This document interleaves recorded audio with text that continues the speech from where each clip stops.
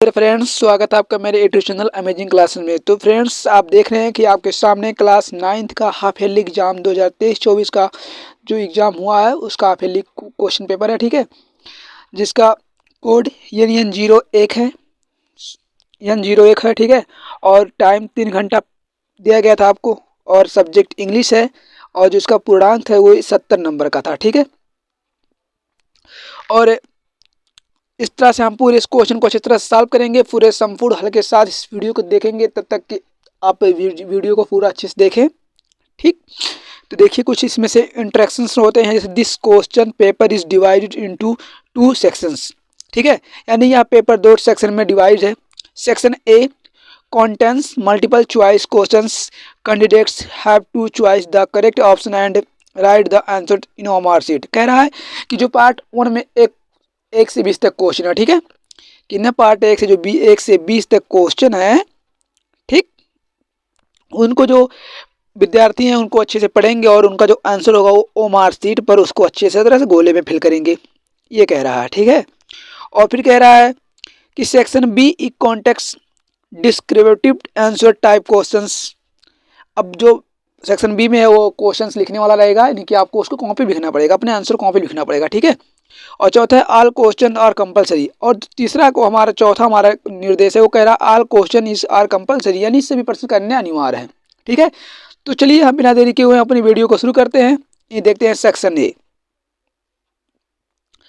Section A में क्या कह रहा है, जो 1 से 3 तक क्वेश्चन है। Read the following versus carefully and answer the question that follow, choose the correct option. सही है, यानी कि 1 से 3 तक जो क्वेश्चन है वो आपको इस पैराग्राफ में मिलेगा, ठीक है।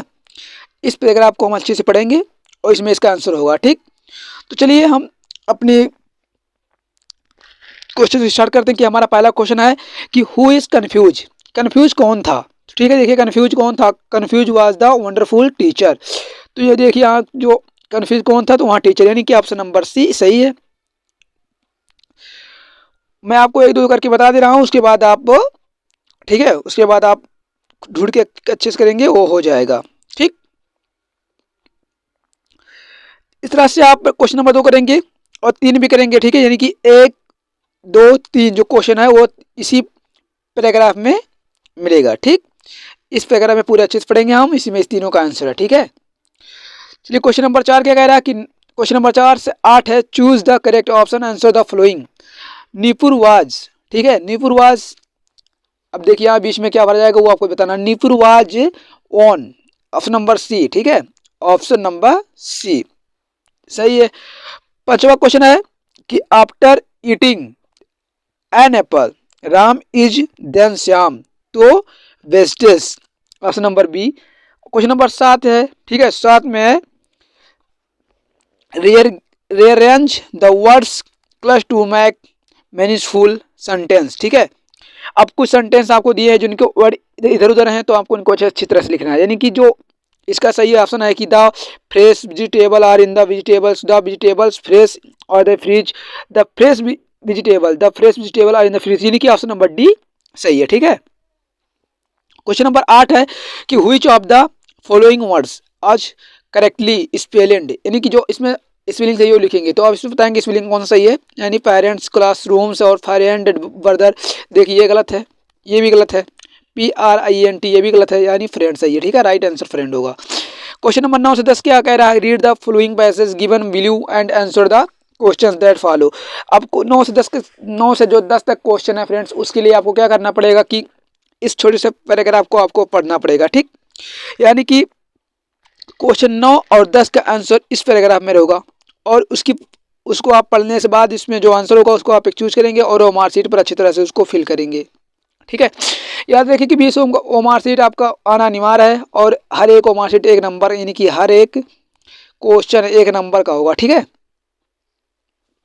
10 कह रहा who is the right of the classroom lesson, उस लेसन को कौन लिखा है तो आपको बताना, ठीक है, आपको ये बताना रहेगा। क्वेश्चन नंबर 11 से 13 क्या कह रहा है कि based on your understanding of the prose lessons, choose the correct options and to answer the following questions, ठीक है। यानी जो 11, 12, 13 क्वेश्चन है वो आपके प्रोज से आया। कहाँ से आया? प्रोज से आया, ठीक है। वो आप अच्छी तरह से बुक्स पढ़े होंगे, तो बुक्स में इसके चारों एग्जाम्पल हैं कि मतलब बुक्स में चारों MCQ मॉडल में जो क्वेश्चन दिए रहते हैं, आप इनको पीछे से देख लेंगे।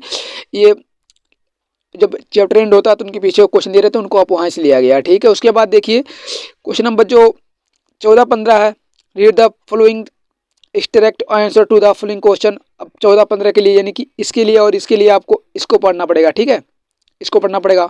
इन दोनों का आंसर इसमें होगा, आप पढ़ के कर सकते हैं। और फ्रेंड्स यहाँ तक जानते हैं कि जो 20 MCQ होता है पैसेज पढ़ने के लिए, वो सब अधिकतर बच्चे कर लेते हैं, 20 नंबर उनका आ भी आता है।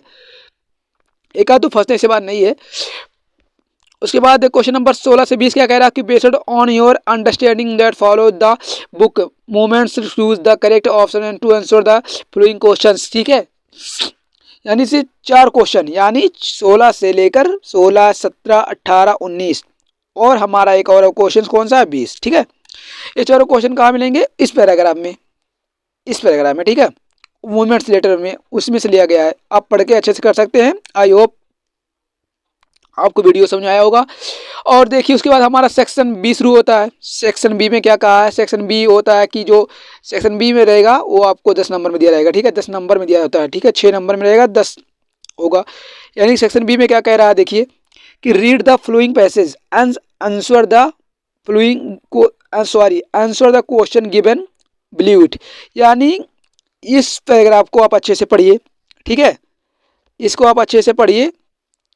और नीचे जो क्वेश्चन पूछे गए हैं, देखिए यहाँ क्वेश्चन पूछा गया है कि what does N universal do in self directed learning, ठीक है। तो इसका आंसर फ्रेंड्स इसी में होगा। आप मैं बताऊं, जो इस तरह से पैराग्राफ पूछे जाते हैं उनके आंसर लिखने का जो तरीका होता है, क्या करेंगे, जैसे सेल्फ यहाँ से पूछा गया है, अब कहाँ जो हमारा लर्निंग मिले वहीं पे इंड कर दो, यानी कि लर्निंग मीन्स लर्निंग जो चूज होगा हम वहीं पर उसको इंड कर देंगे यहाँ तक, ठीक है। यानी कि पहले का आंसर यहाँ से लेकर यहाँ तक, यही हो गया। ऐसे दूसरे का भी आंसर देख लेंगे। दूसरे का आंसर कह रहा है कि why are is the need for self directed learning. फिर से ये पूछ रहा है लर्निंग आवश्यकता क्यों होती थी। इस तरह 3 क्वेश्चन पूछा, सॉरी 4 क्वेश्चन पूछे गए हैं, जो आपको 6 नंबर दे रहा है, ठीक है, 6 नंबर दे रहा है।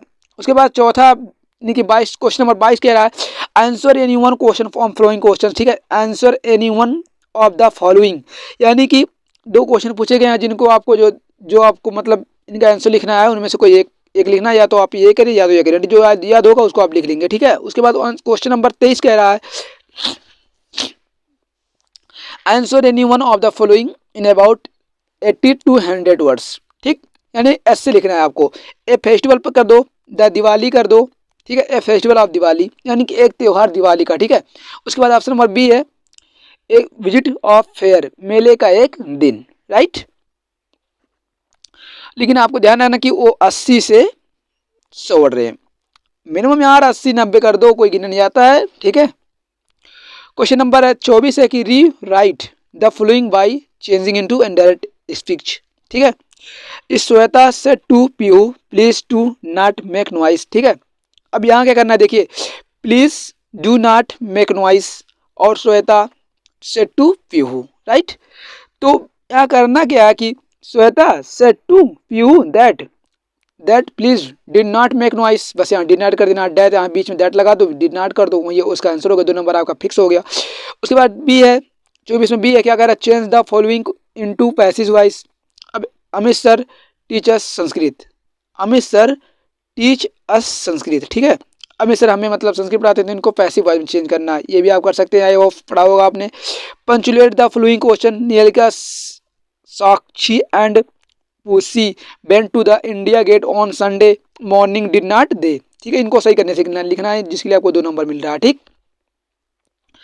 उसके बाद क्वेश्चन नंबर डी है translate the following into English, ठीक है। सुबह हो गई, अब तक नवीन सो रहा है, उसकी मम्मी ने उसे कई बार उठाने की कोशिश की लेकिन उसकी नींद नहीं खुली। आखिरकार उसको उठाने के लिए उसकी मम्मी ने उस पर एक मग ठंडा पानी डाला, ठीक है। ये करने के लिए आपको 4 नंबर मिल रहे हैं, इनको आपको इंग्लिश में ट्रांसलेट करना पड़ेगा, ठीक है। उसके बाद क्वेश्चन नंबर 25 है कि answer any one of the following into about 30 to 40 words, right. यानी कि इनमें से कोई एक क्वेश्चन को आपको आंसर लिखना है, जिसके लिए आपको 6 नंबर मिल रहे हैं, ठीक है। 6 नंबर मिल रहा है, या तो आप ये करिए या तो ये करिए, ठीक है। Question number 26, answer any one of the following in about 6 words. ठीक है, 2 क्वेश्चन दिए गए हैं और उनमें से आपको एक लिखना है। देखिए यहाँ कहा कि एनी वन, ठीक है, कितना, एनी वन एक लिखना है, और वो कितने लिखना है, 60 वर्ड में, जिसके लिए आपको 4 नंबर मिल रहे हैं, ठीक है। हाँ, 27 क्वेश्चन नंबर क्या है कि right for lines from any poem describe in your syllabus, do not copy the even the question papers. कह रहा है अब आपको अपने टेक्स्ट बुक से यानी कि 4 लाइन का पोएम लिखना है, ठीक है, जो इस प्रश्न पत्रिका में ना आया हो, जिसके लिए आपको 3 नंबर मिल रहे हैं, ठीक है। देखिए यहाँ 3 नंबर मिल रहा है। क्वेश्चन नंबर 28 है कि central idea from any one of the flowing, ठीक है, ये तो इम्पोर्टेंट है।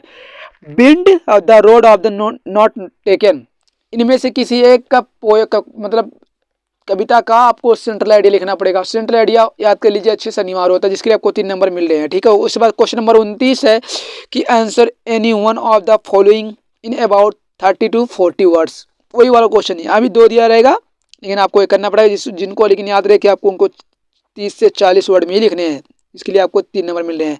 उसके बाद क्वेश्चन नंबर 30 है कि answer the following into about 16 words. अब एक दिया है, उसको आप लिखेंगे 60 वर्ड में, ठीक है। यहाँ ऑप्शन है कि 2 दिया है कि लिखे, 6 नंबर आप इसके लिए 4 नंबर मिलेगा, ठीक है। इस तरह से देखिए क्वेश्चन पेपर समाप्त हुआ।